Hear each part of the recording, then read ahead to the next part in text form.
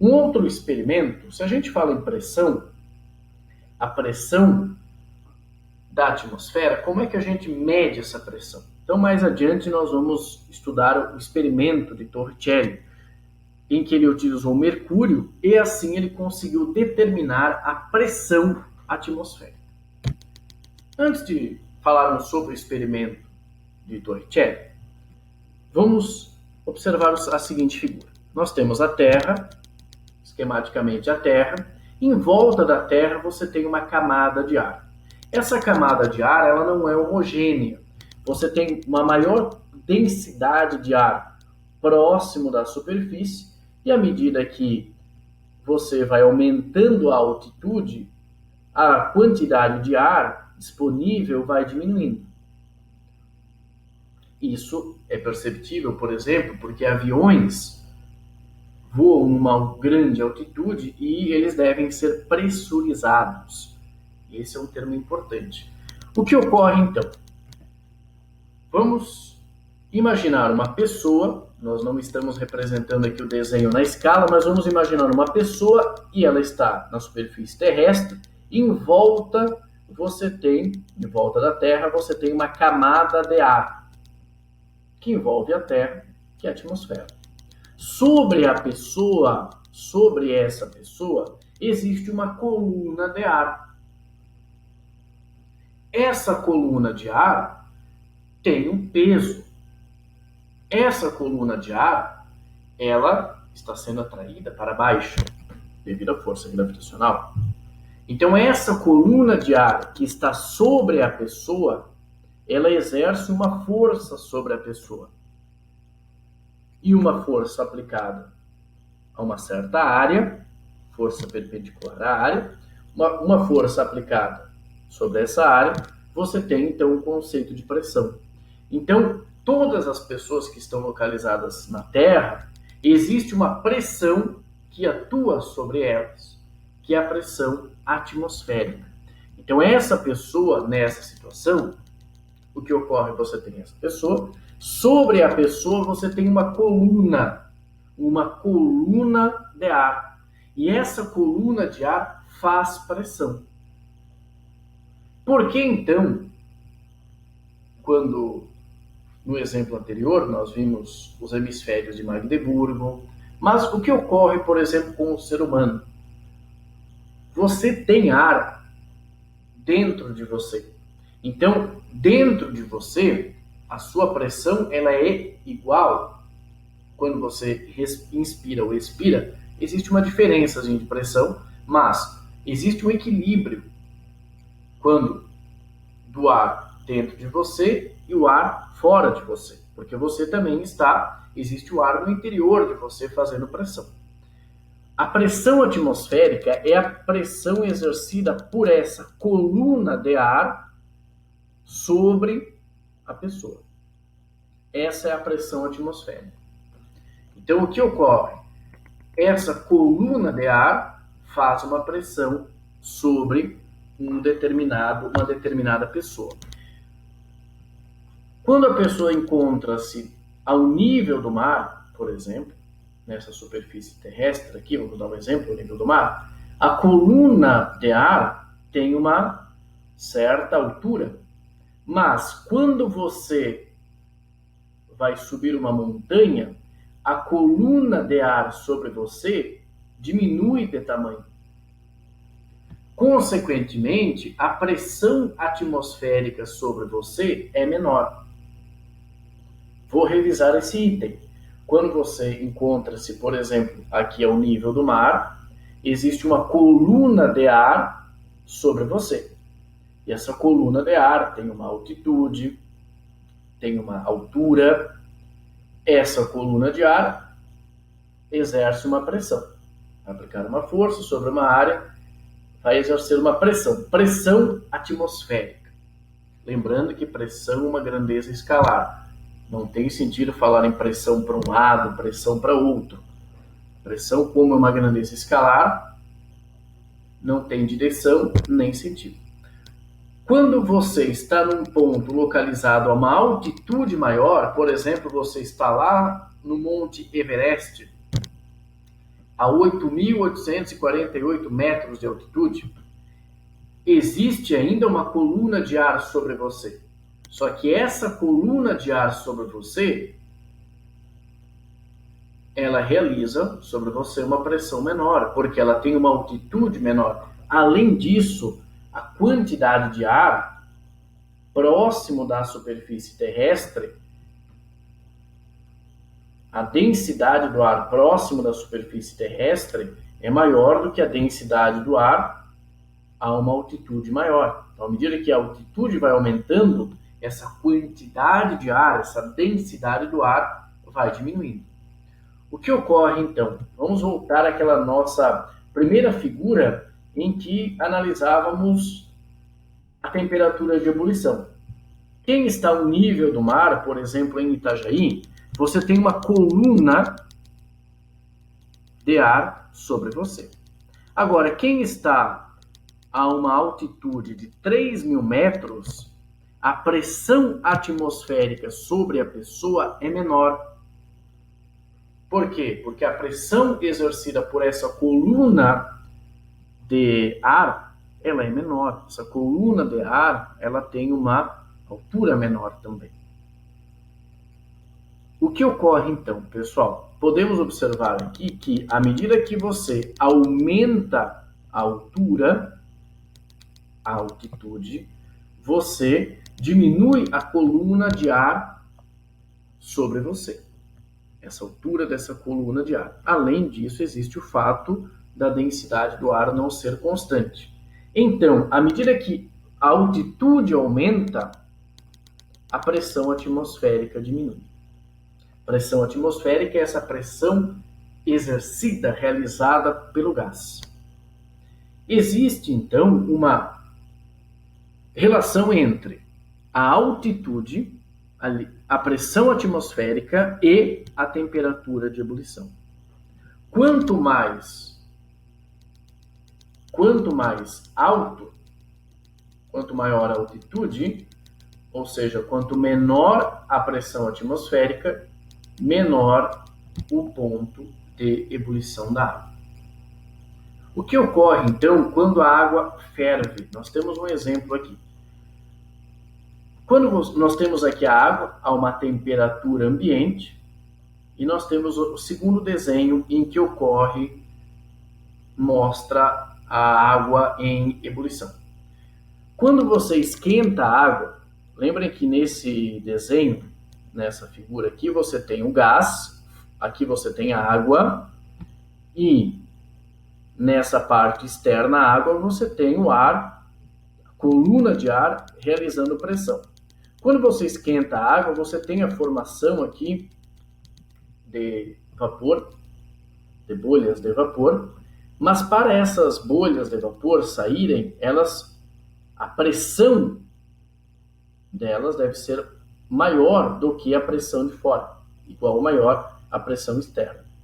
Então, se a pressão externa ela é baixa, a pressão que essas moléculas de água, de ar, aliás, de vapor, né? Essas moléculas de vapor, elas devem ter para conseguir sair, vai ser menor.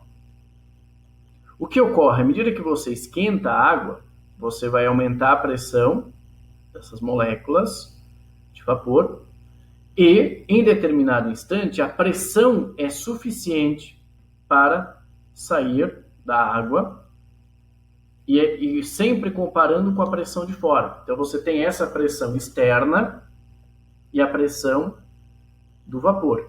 Você esquentou. À medida que você esquenta, você aumenta a pressão do vapor.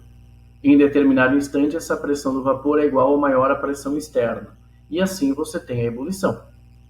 Quando a pressão externa é muito baixa, o que ocorre, então, antes que eu fale um pouquinho da diferença de pressão, é que ao nível do mar, a pressão, a temperatura que a água tem que atingir para que essa pressão seja suficiente para que esse vapor consiga sair, é de 100 graus Celsius. Essa é a temperatura, que é a temperatura de ebulição. Por quê? Porque a 100 graus Celsius você tem que a pressão de vapor, você tem a pressão de vapor que faz com que esse vapor consiga sair. Quando a pressão de fora, por exemplo, se você está nessa montanha, Kilimanjaro. Então, Kilimanjaro você está a 5.895 metros de altitude. O que ocorre? A pressão atmosférica é menor. Então, a pressão do vapor aqui, ela não precisa ser igual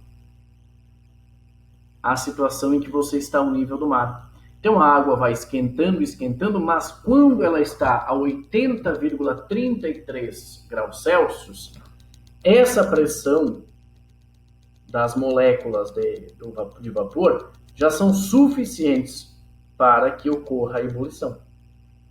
Então, quanto menor a pressão externa, menor a temperatura de ebulição.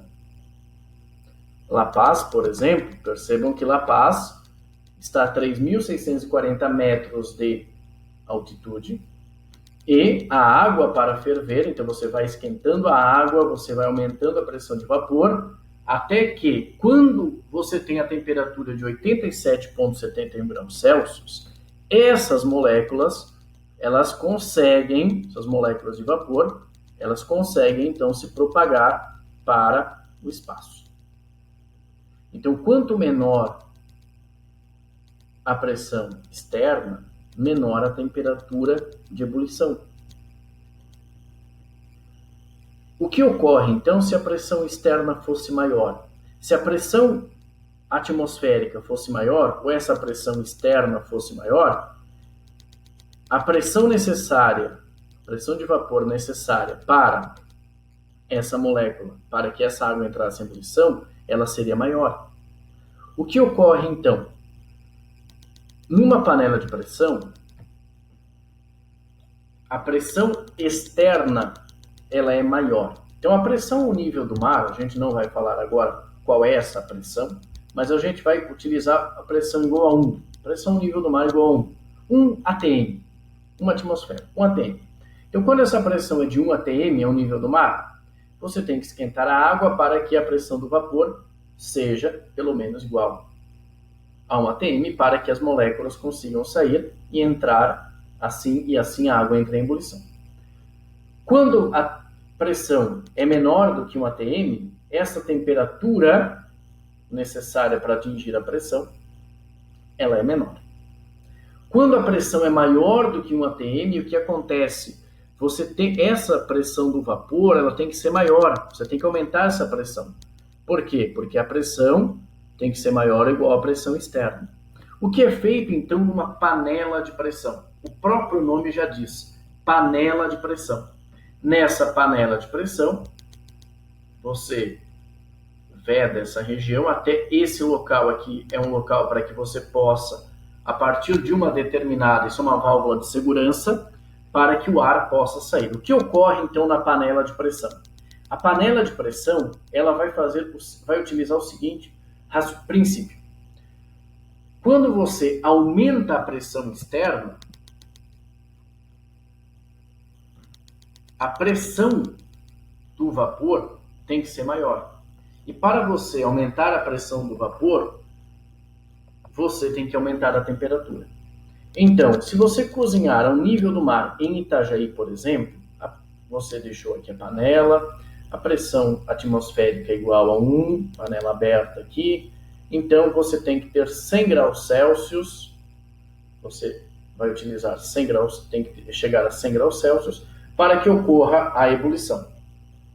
Numa panela de pressão, o que ocorre, pessoal? Ocorre o seguinte, você vai vedar a panela, vai fechar aqui, claro que tem uma válvula de segurança, porque senão a pressão poderia danificar a panela e causar um acidente. E a pressão externa, ela vai variar entre 1,5 e 2 atm. Ou seja, 2 atm é o dobro da pressão atmosférica ao nível do mar. O que ocorre, então? Se a pressão externa, aqui no interior, externa à água, é de 2 atm, as moléculas de vapor, elas devem atingir essa pressão de no mínimo 2 atm. Como é feito isso? Esquentando, fornecendo energia na forma de calor para a água. Mas a 100 graus Celsius, a pressão dessas moléculas é de 1 atm. Mas dentro da panela de pressão, a pressão externa é de 2 atm. O que ocorre? Você tem que esquentar mais essas moléculas para que entre em ebulição. E numa panela de pressão, por exemplo, a 2 atm, a temperatura de ebulição da água é de 120 graus Celsius.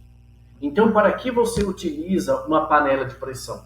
Você utiliza uma panela de pressão por quê? Porque você consegue fazer com que a água atinja uma temperatura maior do que 100 graus Celsius, e isso facilita muito o cozimento de certos alimentos. Facilita e diminui o tempo de cozimento de certos alimentos. Agora, se a pressão é muito grande, porque você tem um aumento da pressão aqui, se você aumenta muito a pressão, existe uma válvula, e essa válvula, aliás, existem duas válvulas. Essa é uma primeira válvula. As duas válvulas são de segurança. Quando a pressão interna é muito grande, para evitar uma explosão da panela, por exemplo, o que vai acontecer? Essa válvula permite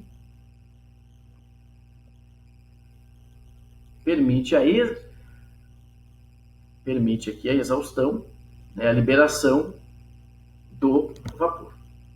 Então, esse é um exemplo muito interessante com relação à panela de pressão. Então, a panela de pressão permite, por exemplo, atingir altas temperaturas. Quando falamos em pressão atmosférica, então perceba que a pressão atmosférica é a pressão exercida por essa camada de ar